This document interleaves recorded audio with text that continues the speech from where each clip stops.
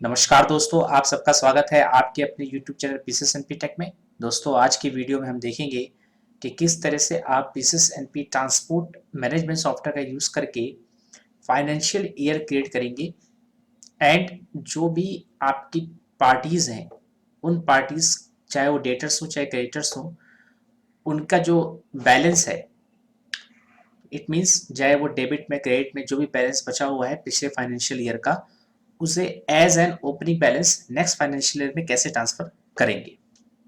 As well as हम ये भी देखेंगे कि जो जो रेफरेंसेस नंबर्स हमको रिक्वायर्ड होते हैं किसी फॉर्म को सबमिट करने के लिए, लाइक अगर हमें कोई इनवाइस नंबर है वो भी रिक्वायर्ड होता है, receipt number, payment voucher number, receipt voucher number and day book की रिसिप्ट एंड डे बुक का payment number, issue numbers, vehicle maintenance numbers, मतलब एक कंप्यूटराइज्ड नंबर जो ऑटोमेटिक इंक्रीज होता है, उसको किस तरह से आप क्रिएट करेंगे जब आप किस नया फाइनेंशियल ईयर क्रिएट करेंगे उसके बाद।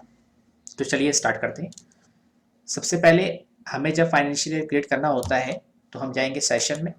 सेशन में यहाँ पे सेशन ईयर जिस जो फाइनेंशियल ईयर क्रिएट कर रहे हैं उसका जो फॉर्मेट है वो इस तरह से 2023-2024, यानी कि अगर हम अभी हमारा जो सेशन है वो 2022-2023 चल रहा है, हम चाहते हैं कि 2023-2024 बन जाए, तो 2023-2024 हम यहाँ पे एंटर कर देंगे। उसके बाद जो भी स्टार्ट डेट है, स्टार्ट डेट यानी कि 1 अप्रैल 2023, एंड डेट 31 मार्च 2024 यहाँ पे हमने डाल दिया। ओके, डिफॉल्ट सेशन में क्लिक कर देंगे कि हमारा 2023-2024 डिफॉल्ट होगा।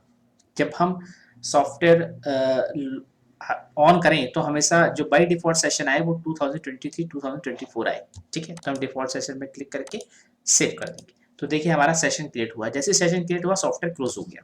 फिर हम सॉफ्टवेयर को ओपन करेंगे।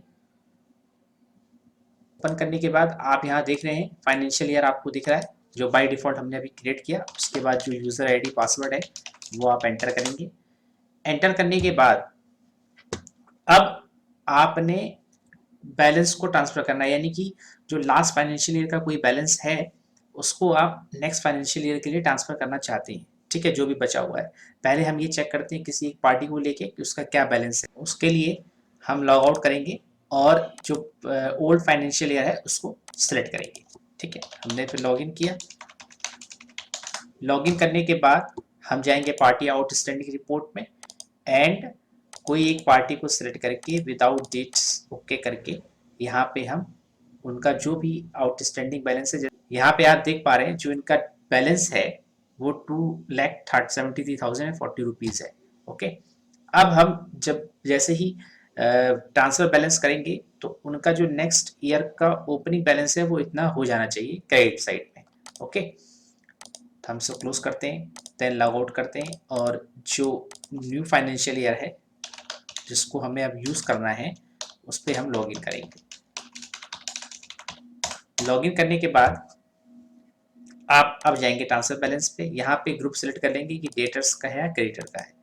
ओल्ड फाइनेंशियल ईयर सेलेक्ट करेंगे 2022-23, न्यू फाइनेंशियल ईयर 2023-24। ठीक है, अब हम ट्रांसफर पे क्लिक करेंगे तो देखिए डेटर बैलेंस ट्रांसफर सक्सेसफुली।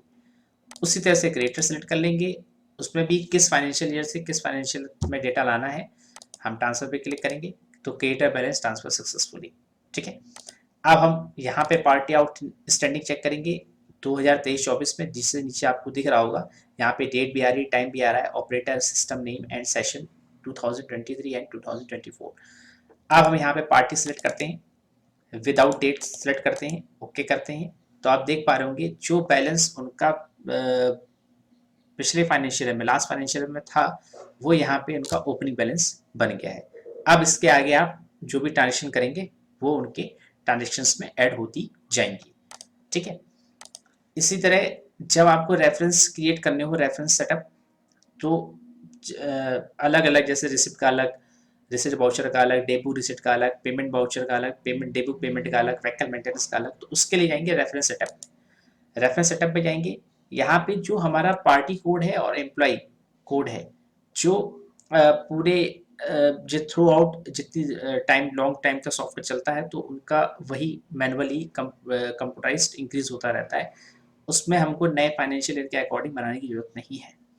तो जो हमें नए फाइनेंशियल ईयर के अकॉर्डिंग बनाने की ज़रूरत है, जैसे हम यहाँ बात करते हैं इशू रेफरेंस की या बी बिल की, ठीक है। जैसे हम मान लीजिए इशू रेफरेंस बनाते हैं तो आई आर इशू रेफरेंस लिया, code type by reference number, यहाँ पे हम सेलेक्ट कर लेंगे, कोड प्रीफिक्स डालना चाहते हैं डालेंगे, अदरवाइज कोड में जो नंबर स्टार्ट होना है वो आपने यहाँ पे लिख लिया। उसी तरह से एक और बनाते हैं वीएम व्हीकल मेंटेनेंस, यहाँ पर भी हम बाई रेफरेंस नंबर लेंगे और यहाँ पे भी हम वीएम लिख सकते हैं प्रीफिक्स के लिए और कोड 1 स्टार्ट कर दिया। उसी तरह से हम यहाँ पर बी बिल भी कर सकते हैं और यहाँ पे फर्म भी है कि किस फर्म के अंदर आप क्रिएट कर रहे हैं, तो वो भी आप ध्यान रखेंगे। जिस फर्म के अंदर क्रिएट कर रहे हैं वो फर्म सेलेक्ट कर लेंगे। उसके बाद ट्रांजेक्शन टाइप बी बिल और code type by reference number, और हम यहाँ पे देना चाहते हैं 23 एंड 24 एंड 1, ठीक है। हम इसको फिर सेव कर देंगे। इसी तरह से जो हमारा पी आर रेफरेंस है यानी परचेज के लिए बाई रेफरेंस नंबर लगाएंगे और यहाँ पर हम कोड प्रीफिक्स पी आर ले लेंगे और तो इस तरह से जितनी भी आपके कंप्यूटराइज्ड मैनुअल सीरीज चलने वाली है वो सब आप यहाँ पे क्रिएट करेंगे, ठीक है। आई होप आपको ये समझ में आ गया होगा कि किस तरह से आप पीसीएसएनपी ट्रांसपोर्ट मैनेजमेंट सॉफ्टवेयर का यूज करके जो भी सेशन है नया सेशन वो किस तरह से क्रिएट करेंगे और जो ओल्ड फाइनेंशियल ईयर के जितने भी लेजर्स हैं उनका जो बैलेंस है उसको किस तरह से आप नेक्स्ट फाइनेंशियल ईयर में ट्रांसफर करेंगे, एज वेल एज जो भी रेफरेंसेस हैं जो कंप्यूटराइज होते हैं जो इंक्रीज होते जाएंगे जैसे जैसे आप एंट्रीज करते जाएंगे उसके अकॉर्डिंग वो कैसे क्रिएट करेंगे। Thanks for watching this video, have a nice day.